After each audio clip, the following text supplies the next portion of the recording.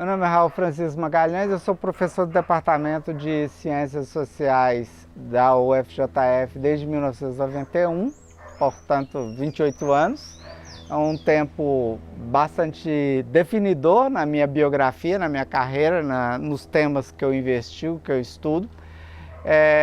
Dentro da ciência política eu construí uma discussão muito importante para mim a respeito das relações entre os indivíduos que decidem seus votos e as mensagens que a mídia coloca para esses indivíduos, que é esse grande tema.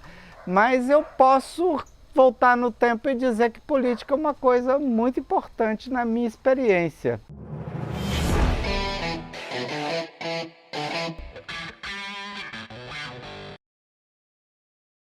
Desde 1991, quando eu passei no concurso aqui, eu integrei a universidade e é aqui que eu desenvolvo meu trabalho. Desde os tempos da ditadura, né, eu nasci em 1961, eu cresci com avaliações de que vivíamos numa ditadura e que tal pessoa foi presa. Então, a narração, eu tinha primos mais velhos também que faziam a atuação política, a gente sabia de tudo. A política ela entra como forte, num certo ativismo, para mim, com o movimento ecológico. Quando eu estava no colégio em Belo Horizonte, eu fui criado lá desde 7 anos de idade, em 1979, né, aconteceu um evento que era de defesa da Amazônia em Belo Horizonte, e eu fui nesse evento, eu me filiei à Associação Mineira de Defesa do Ambiente, e nessa época eu comecei o meu ativismo, ainda secundarista, eu comecei o meu ativismo no movimento ambientalista.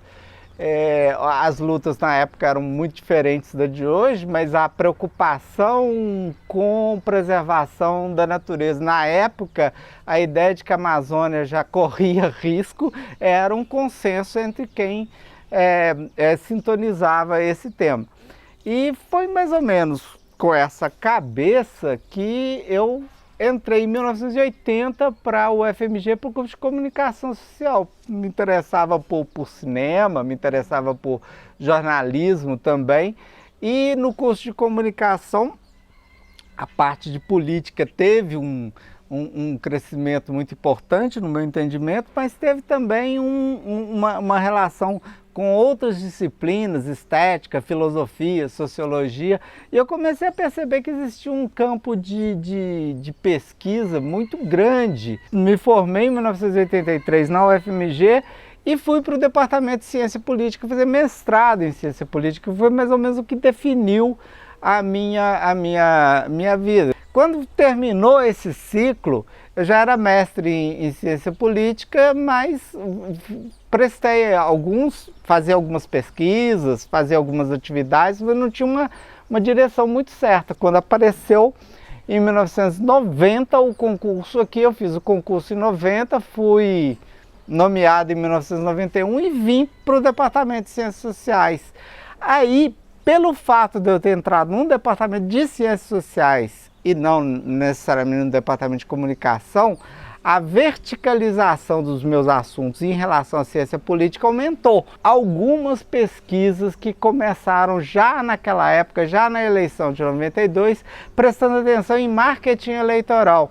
Eu me lembro que na eleição de 92, a eleição que Custódio Matos bateu Tarcísio Delgado no segundo turno, foi também a primeira eleição de Juiz de Fora em que um profissional de marketing foi contratado justamente pela campanha do PSDB, que aliás venceu com uma campanha muito mais uniforme, muito mais pensada tecnicamente, e esse tipo de problema me chamava a atenção, né? Essa coisa de marketing político me chamava a atenção, e eu cheguei a fazer algumas pesquisas nessa área. Mas quando em 1994 eu estava numa Ampox, quando eu conheci quem seria o meu futuro orientador de doutorado, o Marcos Figueiredo, e ele me fez uma pergunta sobre por que eu achava que era tão importante discutir a propaganda eleitoral e eu não conseguia responder o que o eleitor comum está fazendo com aquela propaganda. Na verdade, o Marx era um pioneiro nessa ideia de estudos de recepção. Porque, claro, você pode fazer uma peça política, um discurso político, isso é um lado da história. O que as pessoas que ouviram aquele discurso, que viram aquele discurso, pensam daquilo? Foi mais ou menos com essa pergunta que houve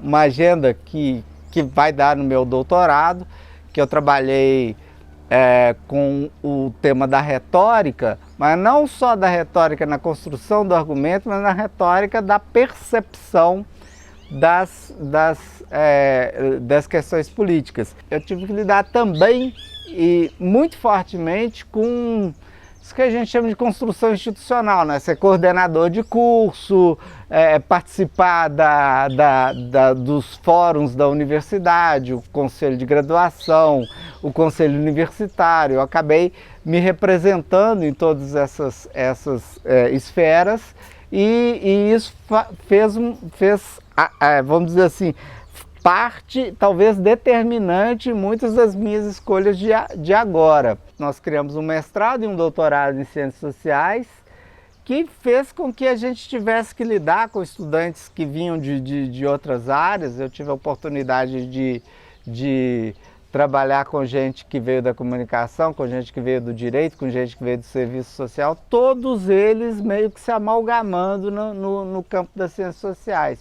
E o meu campo de pesquisa, que acabou sendo repetido, tinha alguma relação com teoria da ação, que significa como um indivíduo percebe a política e decide, e comunicação política, ou seja, como de outra forma existem agentes que querem persuadir o público de uma determinada visão de mundo.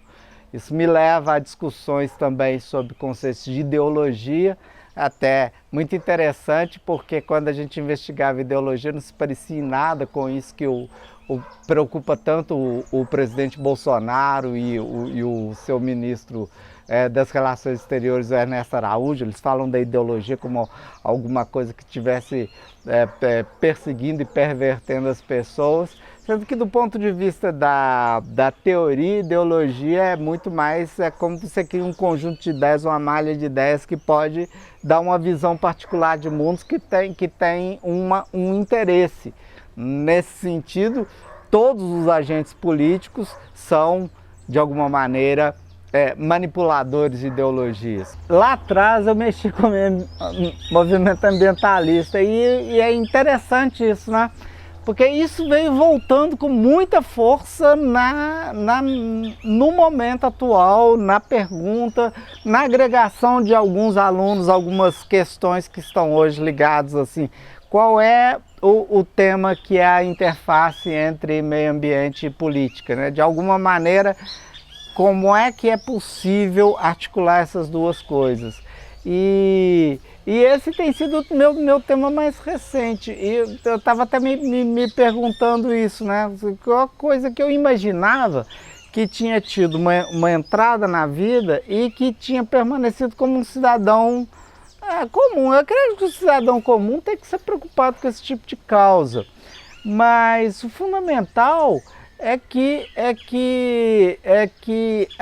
o drama hoje em relação aos problemas ambientais cresceu de uma maneira tal que um novo problema público se instalou. As pessoas não tinham esse problema na cabeça, eu diria que ainda não tem no mesmo nível de gravidade que ele já existe para uma certa comunidade científica ou para uma comunidade de ativistas políticos também, mas que se voltou agora como grande foco. Então isso, né, e eu encontrei dentro do ICH hoje gente que está preocupada com isso, sobretudo estudantes que estão preocupados com isso. É a primeira vez desde que eu estou aqui em 1991 que a represa de São Pedro começa a necessidade de bombeamento de água para abastecer a Cidade Alta. O que sempre se falou durante décadas que era preciso preservar, desassorear, cuidar da represa e que nunca foi feito por nenhum dos prefeitos que passou, e agora está chegando o grande adensamento de população aqui em volta e a gente está já começa a aparecer um problema com água aqui em cima na Cidade Alta que nunca existiu, que nunca foi vivido, né? Então, eu quero dizer, o que é isso? É no cotidiano os temas da questão ambiental surgindo. E eu acho que isso é política. Eu acho que isso é interface com política, assim, cidadãos que têm que, de alguma maneira, construir esse problema para que ninguém seja capaz de administrar uma prefeitura ou um estado sem considerar que isso é um tema relevante. Ao mesmo tempo em que o problema ecológico ele surge como central na nossa sociedade aqui, a gente tem também o surgimento especificamente hoje no Brasil de um governo cuja retórica, o discurso, ele é radicalmente antiambientalista, né? É um discurso da exploração, de abrir territórios para exploração, de superproteção do lado patronal e enfim, só imagina a natureza como possibilidade de ganho. A situação política que o Brasil vive hoje, ela é extremamente séria em praticamente todos os aspectos que a gente puder lembrar. Ou seja, é a primeira vez que a gente tem eleito um candidato que construiu sua biografia falando contra a democracia, contra direitos humanos, contra direitos estabelecidos e essa pessoa é o presidente do Brasil. Então isso significa uma certa guinada. Do ponto de vista do cenário hoje, a gente também tem um problema, que é o crescimento de um tipo de eleitor que antigamente ele simplesmente hostilizava a política como alguma coisa que ele não quer se interessar por. Agora ele quer usar a política para desmantelar um certo mundo, e é o mundo que eles querem desmantelar, o mundo dos direitos, é o mundo que de alguma maneira aflorou com a democracia, respeito às diferenças entre as pessoas, a possibilidade de pluralidade de gênero, a possibilidade de pluralidade de ideias, essa coisa toda que faz um mundo mais complexo é vista por uma parcela significativa do eleitorado de forma hostil. Eu acho que isso está na base hoje do Brasil, assim. As pessoas estão dispostas ao ativismo político, mas não um ativismo político necessariamente para uma transformação para uma sociedade mais aberta, não, para uma sociedade relativamente regressiva. Isso é uma coisa que a gente não observa apenas no Brasil, essa onda, ela acontece em vários países do mundo e aqui tem um componente sério, porque somos um país relativamente periférico e nesse momento a maneira como essa mentalidade se instalou, ela se instalou também num momento de profunda depressão econômica. Eu acho que a palavra depressão econômica ainda está exagerada, nós não estamos em depressão econômica, mas o Brasil tá parado já há alguns anos e não reagiu. E ele não reage, e esse é o ponto que eu acho que é interessante, porque falta precisamente aquilo que todas as teorias que estudam desenvolvimento social falam. O que é que muda o mundo? O que muda o mundo é o caráter inovador de determinados agentes que criam possibilidades que não estão aí. E para você ter inovação, você não tem inovação se você não investe em pesquisa, você não investe em educar uma população. Hoje existe muita hostilidade com relação às universidades federais, que foram historicamente o campo no qual pesquisas que colocaram o Brasil numa situação relativamente confortável em termos de, por exemplo, medicina tropical. Isso tudo aconteceu dentro de universidade, as mesmas coisas, o levantamento das condições socioeconômicas do Brasil. Isso tudo está sendo perdido por subfinanciamento, perdido por um momento regressivo na qual se entende que essa atividade deveria ser feita por uma espécie de iniciativa privada, uma certa retórica de um tipo de capitalismo modernizador. O nosso problema, que a gente sempre pode perguntar para as pessoas que defendem essas ideias, escuta, 70% do ensino universitário no Brasil está nas mãos dos privados. A Universidade Federal existe, mas ela é minoritária. E, no entanto, o que é que a estrutura privada tem investido para poder ser de excelência? Na verdade, ela explora professores, ela cobra caro dos alunos, tem uma inadimplência muito grande. Quer dizer, assim, o sistema privado ele não sinaliza essa possibilidade de dar o salto. E todos os países, eu diria que é exceção dos Estados Unidos, eu acho que nem lá totalmente, todos os países que fazem um certo salto tecnológico fizeram porque investiram maciçamente em educação, inclusive educação estatal universitária.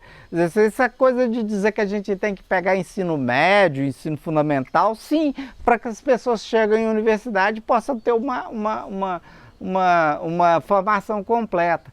E isso é muito grave no Brasil. Neste momento, quando se fala que estão cortando bolsas de estudo, que estão cortando pesquisas que estão em andamento, pesquisa que é descontinuada, é um dano irreversível. É como se você devastasse uma área que não pode ser mais reflorestada. E é isso que está acontecendo na universidade hoje. É muito grave.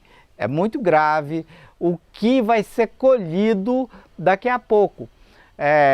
Quando se compara o Brasil com a Coreia investiu quase 10% do produto interno bruto durante décadas, sistematicamente, e hoje a gente compra carro coreano feito no Brasil, mas a tecnologia quem desenvolveu foi eles. A gente se pergunta, afinal de contas, o que é que o Brasil hoje tem para oferecer?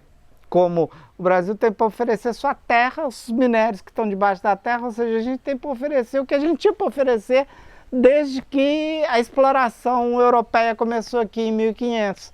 A terra, a exploração da terra continuamente, e um povo que não é beneficiado com isso. Esse é um salto que tem que acontecer, esse é um salto que ele tem que ser refeito.